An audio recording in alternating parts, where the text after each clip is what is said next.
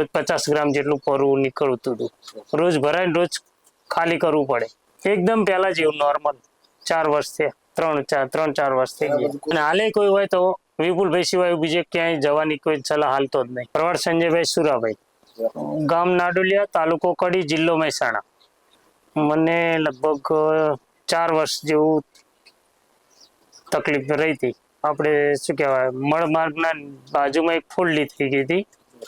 એમાંથી પહેલા નાની ફોલ્લી થઈ, પછી મેં બહુ એના ઉપર ધ્યાન ના આપ્યું, પણ ધીમે ધીમે તેમાં મોટી ફોલ્લી થઈને એમાંથી પરવું આવવાનું ચાલુ થઈ ગયું. રોજ 50 ગ્રામ જેટલું પરવું નીકળતું હતું. રોજ ભરાઈને રોજ ખાલી કરવું પડે.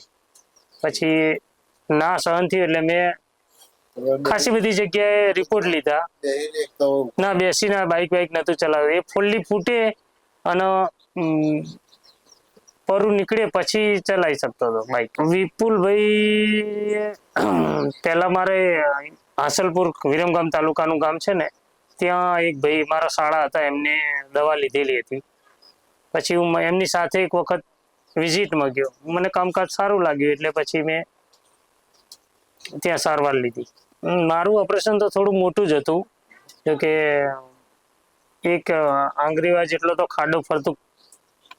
હા, એટલે મને થોડો ટાઈમ લાગ્યો હતો.